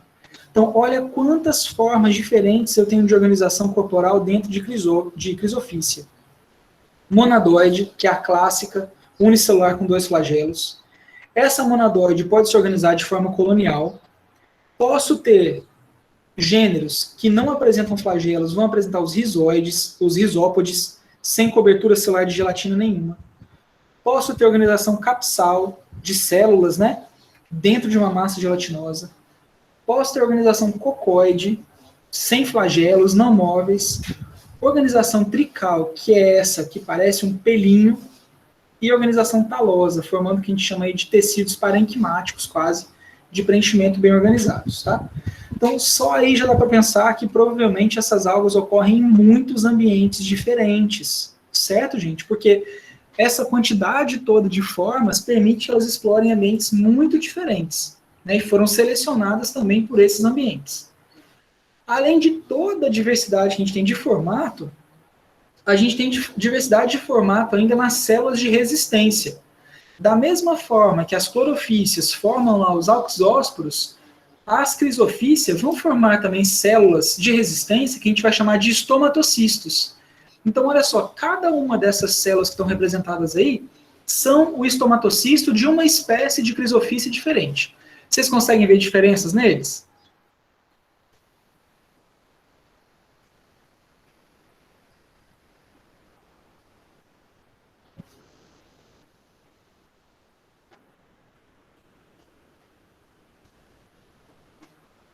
Se não conseguir, bora todo mundo marcar o oftalmologista aí.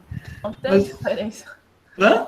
Tem diferença. Tem diferença, né? Então eu tenho estomatocisto bem liso, eu tenho alguns pontuados, tenho, né, com adornos em forma de fita, tem uns que parecem essa colmeiazinha. E muitas espécies vão ser identificadas, inclusive, por essa cobertura do estomatocisto, tá? Então são organismos bastante diferentes, que têm uma diversidade morfológica muito grande, E os estomatocistos vão estar ligados também aos processos reprodutivos. Então, assim como nas Bacillariophyce, a maior parte das crisófitas vai apresentar reprodução assexuada, simplesmente por divisão, né? Fissão celular, divisão binária. Uma célula, pop, divida duas. Aqui não tem aquele problema do tamanho, né? Porque eu não tenho tecas, não tenho frústula, não tenho valvas, que vai ser uma maior ou uma menor. A divisão dá organismos do mesmo tamanho, certinho. Em algumas espécies já foi descrita a reprodução sexuada, mas é muito complicado, porque como a fecundação é externa, a gente muitas vezes não consegue identificar, né? Que gameta é de quem, qual que é aqueles momentos de reprodução. E pode ser que, às vezes, também os cistos, esses estomatocistos, sejam resultado da reprodução sexuada, né? Tanto de estresse ambiental, quanto de reprodução sexuada. E aí, como que acontece? Ó? Em geral, as células se pareiam uma com a outra. Eu tenho, nesse núcleo, um processo de meiose, tá? Então, vamos lembrar que a meiose, ela começa, em geral, quando eu tenho essa meiose, que é uma meiose gamética, né, que forma gameta. Uma célula 2N, quando ela passa por meiose, ela gera quantas células, gente?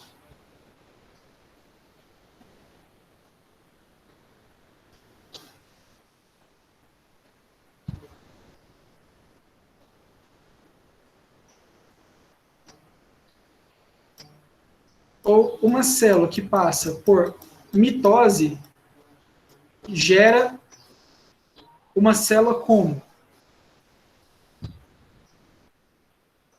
Tem uma célula 2N. Se ela passa por mitose, qual o resultado aqui?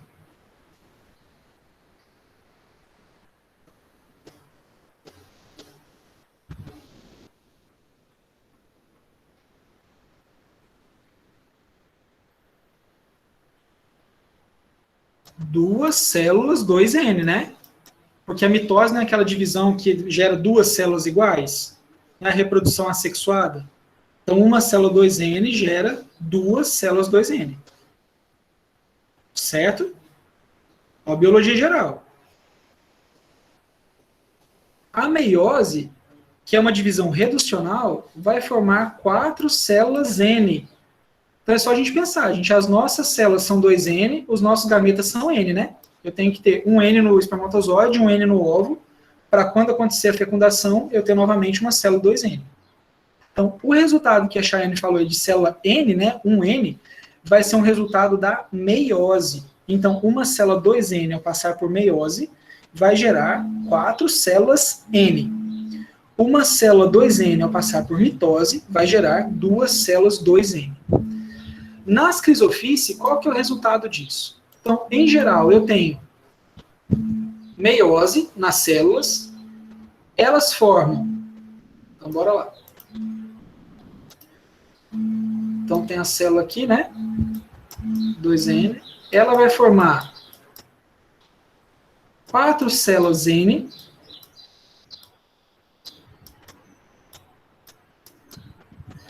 Só que aqui a gente imagina que essa divisão não aconteceu totalmente, tá? Tá todo mundo ainda, ó. Esses 4 núcleos estão dentro da mesma célula. Que é isso aqui, ó.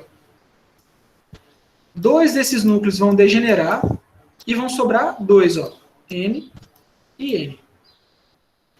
Essa célula encontra uma companheira, que também é N e N. Rola uma troca de material genético. O N de um entra na outra, e nós temos, mais uma vez, 2 células 2N. Acaba sendo reprodução sexuada, porque os gametas se fundem aí dentro das células, formando um novo indivíduo. Tá? Então, esse zigoto cresce bastante, né?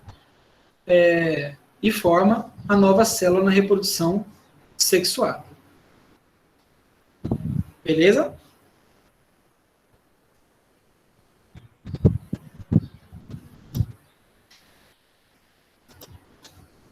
Beleza, beleza?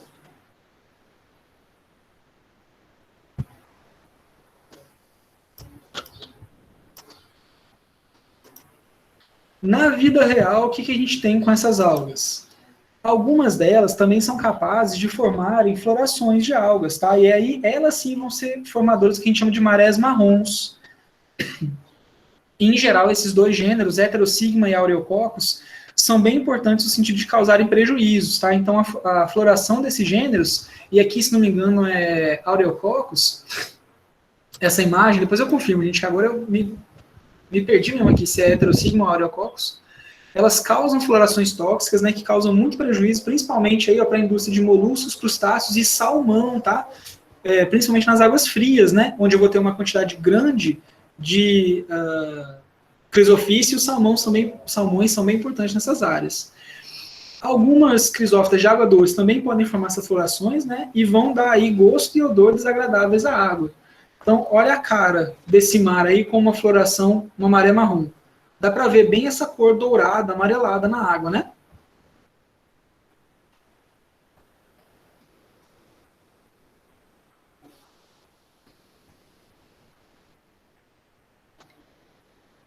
Sim? Não? Todo mundo consegue ver a maré marrom aí? Sim, eu tô vendo. Meio dourado. Isso. Principalmente nesse pedaço aqui, ó. Fica bem claro, né? É. Tá? Então pode causar vários prejuízos. E o último grupo que a gente vê da divisão acrófita é a classe Pheophyce. Aqui, só para vocês verem, ó, essa é a laminária que estava representada lá na capa no slide capa da aula, né, que está bem verdinho lá, mas ele é um verde bem amarelado, um verde bem ocre, tá? Não é tão verdão assim, não. Inclusive, se vocês já deram um rolê, né, mais uma vez, lá no Peba, num dia que tinha arribada, vocês encontraram algas assim, ó, lá na areia. Mesmo que não tivessem amarelinhas assim, tivessem mais amarronzadas, né, são algas do gênero Sargassum, que também fazem parte do grupo Pheophycia. Tá? Então, são algas bem importantes no ambiente marinho, né?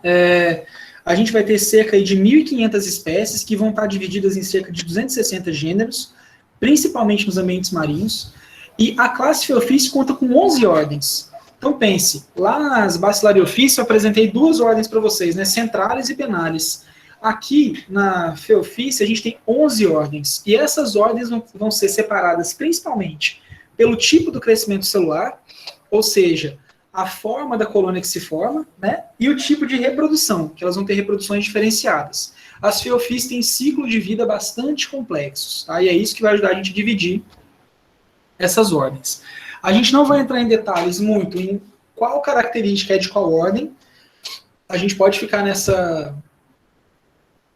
compreensão um pouquinho mais superficial nesse caso, mas a gente tem que saber que essas 11 ordens são separadas principalmente por tipo de crescimento celular e por tipo de reprodução. São organismos não tão antigos, então vejam, os fósseis, primeiro que a gente tem certeza, né, que são Pheophyces, são formados no Mioceno, que é cerca de 23 a 5,3 milhões de anos atrás. Então, quando a gente compara com as Bacillariophyta, que são 250 milhões de anos atrás, é bem pouco, né? Então, são organismos mais recentes, né, que surgiram aí por último. A grande parte dessas espécies vai ser marinha, pouquíssimas Pheophyces acontecem em água doce. Em geral, nos costões rochosos de áreas frias, elas vão ser predominantes, mas elas também são muito importantes nos recifes de coral, aqui nas áreas tropicais, tá? Tem várias algas Pheophyces que vão ser bem importantes na composição dos recifes, né, principalmente do gênero Dictyota, que vão representar uma quantidade bastante grande de alimentos para peixes herbívoros. Então, elas têm importância tropical também. Eu tenho nessa classe, desde indivíduos microscópicos a organismos multicelulares grandes, macroscópicos, com dezenas de metros de comprimento, né, e a classe Pheophyce é a classe que gera aí um composto bastante usado na indústria, que é o alginato, tá? Bastante usado. Então, quem já foi ao dentista e teve que fazer aqueles moldes horríveis, que a dentista prepara aquela massinha, põe naquela dentadura e bota na boca da gente, que endurece. Eu já, e é horrível. Horrível, né? É. Aquele pó lá, que é usado na preparação, é o alginato. Vem de algas marrons, tá? Que a classe Pheophyce tem como nome popular aí algas marrons. O alginato não é usado só para fazer molde de dentista, né? Ele é usado como espessante numa série de coisas, na pasta de dente. Então, tem bastante aplicação e todos vêm das feofícies. Beleza?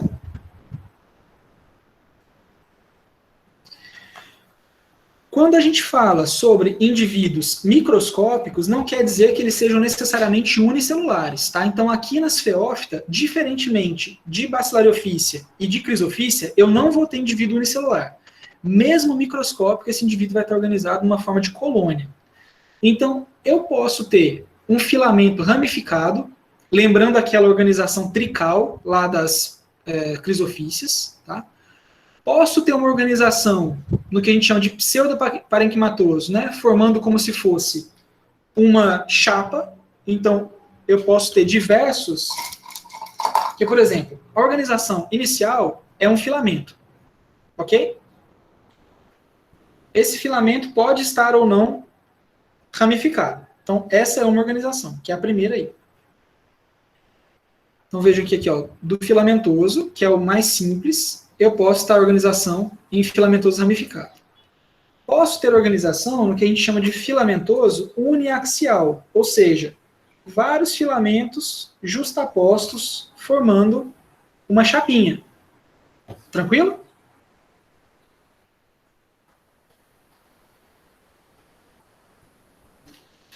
E posso ter o que a gente chama de filamentoso multiaxial, formando um volume, né? Ao invés de eles estarem postos na forma de chapinha, eles vão formar formatos mais tridimensionais. Beleza? Então, a organização básica das feófita é a organização filamentosa, e ela pode se desdobrar em filamentos ramificados, em organizações pseudoparenquimatosas uniaxiais, num eixo só, e organizações pseudoparenquimatosas multiaxiais, em vários eixos. E, principalmente, os filamentos pseudoparenquimatosos uniaxiais e multiaxiais vão formar uma estrutura que a gente chama de talo, tá? E é esse talo que vai formar organismos macroscópicos. Então, é basicamente um agrupamento de filamentos que a gente consegue ver a olho nu, né, que vai formar isso que a gente chama de pseudoparênquima. Quando a gente falar de plantas em si, a gente vai falar um pouquinho de parênquima, de que tecido é esse, né? Mas, em geral, os parênquimas nas plantas são tecidos de preenchimento. Então, eu tenho basicamente aí nos pseudoparênquimas um tanto de células preenchendo um espaço, que vão formar organismos grandões assim, né? Então, aqui eu tenho um exemplo de laminária, aqui o gênero laminária mesmo, e aqui na direita o gênero sargasso. E nesses organismos maiorzões, a gente vai ter sempre um pedaço que, em geral, vai estar ligado à aderência, que vão ser os apressórios, uma parte que vai lembrar um cabinho de planta, né, que é a parte estrutural, que vai ser o stipe, as lâminas, que vão ter essa função mais, esse formato, desculpa, gente, mais achatado, dá pra gente ver aqui na laminária e aqui no sargasso também, e algumas espécies vão apresentar flutuadores, que são essas bolinhas que vão estar, em geral, cheias de ar para ajudar essas algas a flutuarem. Tranquilo?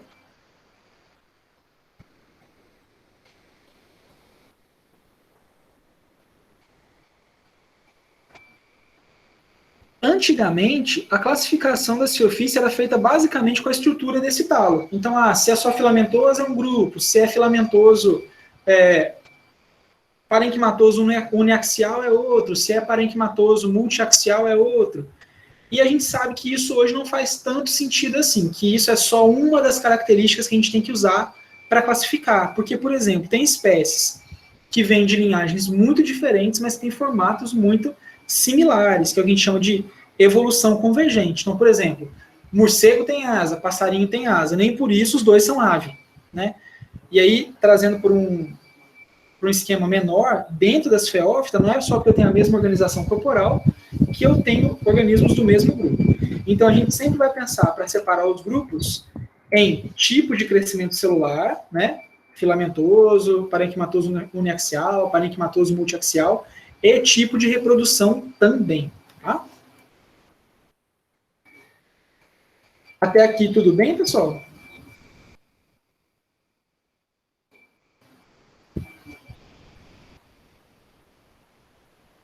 Beleza. Dentro de feofície, todas as espécies são autotróficas. Então, diferentemente de bacilariofície, diferentemente de crisofície, que eu podia ter algum grau de mixotrofia, aqui isso não vai acontecer, tá? Todas as espécies são autotróficas. Os cloroplastos vão ter formas mais ovais, a gente chama de cloroplastos ovoides, apesar que aqui está parecendo o grão de arroz da Marisa, né? Mas a gente tem cloroplastos mais ovoides, mais ovaizinhos, tá? Então isso aqui é uma microscopia eletrônica de transmissão da espécie Saccharina sp, que é uma alga marrom, com esse cloroplasto mais oval, tá, gente? E, em geral, dentro desse cloroplasto, eu vou encontrar clorofilas A e C, beta-caroteno e fucoxantina. Olha que legal, aqui eu já tenho mais um carotenoide, além só da fucoxantina, né? Então, isso aqui já vai diferenciá-las um pouquinho das Bacillariophyce e das Chrysophyce.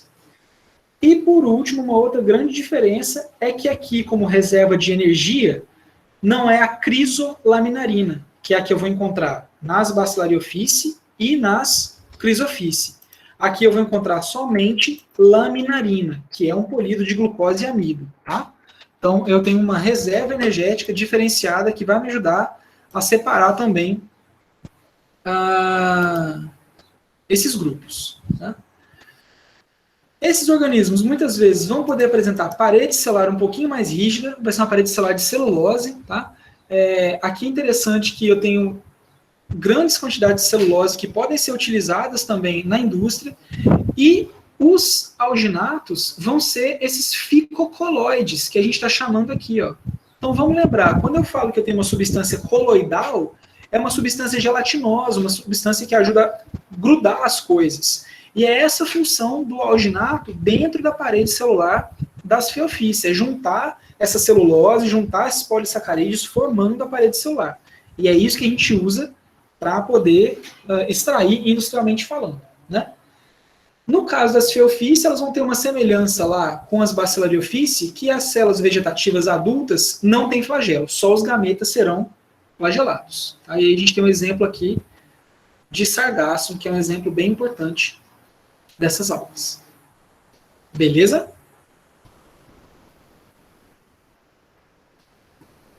Pensando agora, gente, o seguinte, como vai funcionar a reprodução nessas algas? Então, a gente tem que lembrar que existem 3 tipos básicos de organização do corpo dos organismos. Então, vamos lá, como é isso? Só lembrar isso aqui lá da biologia geral. Eu posso ter organismos que a fase multicelular é N, ou seja, tem uma cópia só, né, do material genético. E eu posso ter organismos que a fase multicelular é 2N. Então vejam, ó, em todas essas representações, eu tenho apresentado aqui quem é multicelular. Tá? Então aqui na representação A, o organismo multicelular é N. Aqui na representação B, o organismo multicelular é 2N. E aqui na representação C, o organismo multicelular é 2N também.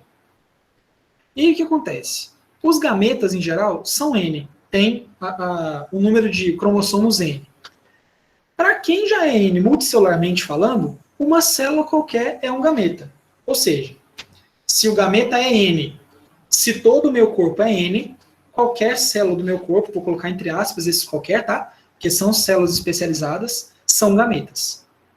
Então, nesse primeiro tipo de reprodução, a meiose acontece da seguinte forma. Os gametas são N, eles se fundem, formam um zigoto 2N. E a gente já sabe que o resultado da meiose são células N. Então aqui a meiose acontece no zigoto, que é o organismo 2N, formando células N que vão se organizar no organismo multicelular. Essa meiose nós chamamos de meiose zigótica, porque ela acontece no zigoto.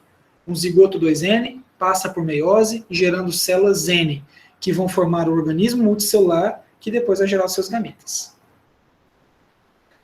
Já nesse caso aqui, eu tenho 2 fases multicelulares. Uma fase multicelular 2N e uma fase multicelular N. Esse ciclo aqui, gente, basicamente é o ciclo das plantas, tá? Elas passam pelo ciclo B, que é a meiose, que a gente chama de meiose espórica.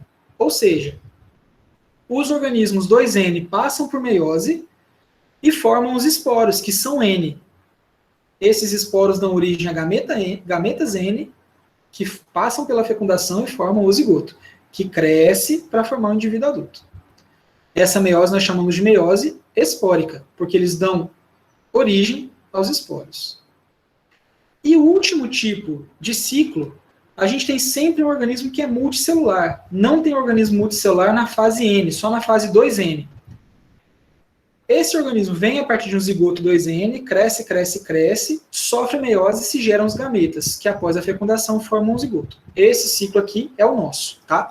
Nós somos 2N, multicelulares. Nos ovários, nos testículos tem as meioses, formando óvulos e espermatozoides, que são N. Na fecundação se formam os zigotos. Por que é importante a gente voltar aqui? Porque as feófitas vão apresentar dois desses tipos reprodutivos, tá? Elas vão apresentar tanto meioses gaméticas, ou seja, organismos 2N, né, formando gametas que vão fecundar e formar o zigoto. Então temos aqui o indivíduo adulto, um esporófito 2N.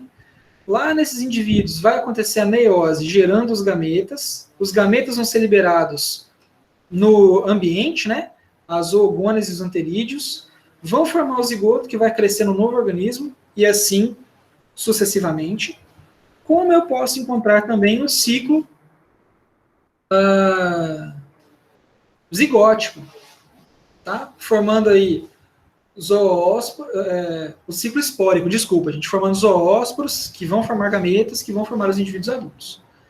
Então a gente tem que lembrar que diferentes grupos de feófitas, aqui, por exemplo, sargassum e aquilaminária, vão passar por tipos de reproduções distintas. Revisem a reprodução depois, tá? Os ciclos reprodutivos. E por último, a gente pode falar um pouquinho de aplicação, que é basicamente a geração do alginato, né? E agora também de celulose, que são extraídos dessas algas lá no mundo marinho, vão servir para dar flexibilidade e resistência. Imaginem, essas algas são muito comuns nos costões rochosos, né? Então estão sempre sofrendo ação de ondas, são sendo levadas para lá e para cá. Então o alginato e a celulose ajudam as paredes celulares a serem flexíveis, e também vão ajudar a evitar a dessecação, justamente porque elas estão em área que a maré sobe e desce, né?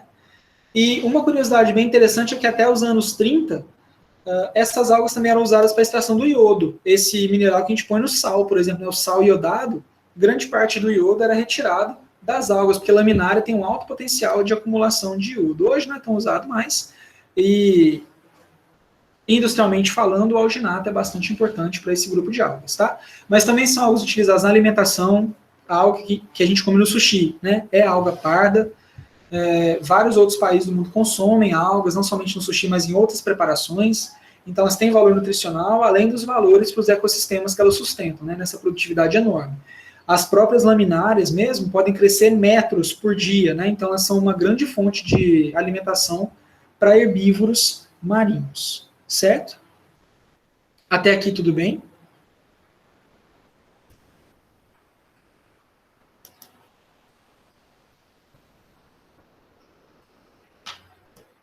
Temos dúvidas?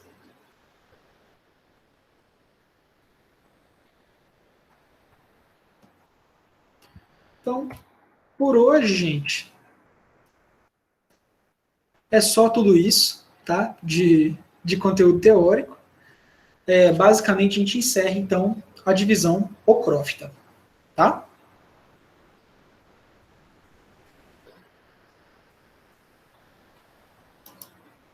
Então, façam o seguinte, aproveitem que ainda tem um tempinho que está destinado para a aula, né? E vão dar jeito no seminário de vocês, né? Eu fico aguardando as postagens dos links com os seminários lá no fórum que já está no AVA, até a meia-noite de hoje, tá bom? E a partir das postagens, vocês devem assistir e já iniciar uma discussão lá no fórum sobre o seminário de vocês. Ao longo da semana eu vou intervindo também nessa discussão. Beleza? Professor? Oi? Vou ficar aqui na sala, quem tiver alguma dúvida, eu vou ficar por aqui, tá? Beleza, beleza. Então, pessoal, se tiverem dúvidas com relação ao conteúdo do seminário, a Natália vai ficar aqui para auxiliar vocês. Eu fico aguardando a postagem de vocês lá no fórum, e a gente vai discutindo os seminários ao longo da semana. Professor, Oi. Eu não sei se o senhor chegou a ver a mensagem que eu coloquei no chat, mas a Ludmila, ela precisou ir ao médico, por isso que ela não participou da aula, certo? Tudo bem, sem problemas. Beleza, pessoal? Eu vou parar a gravação.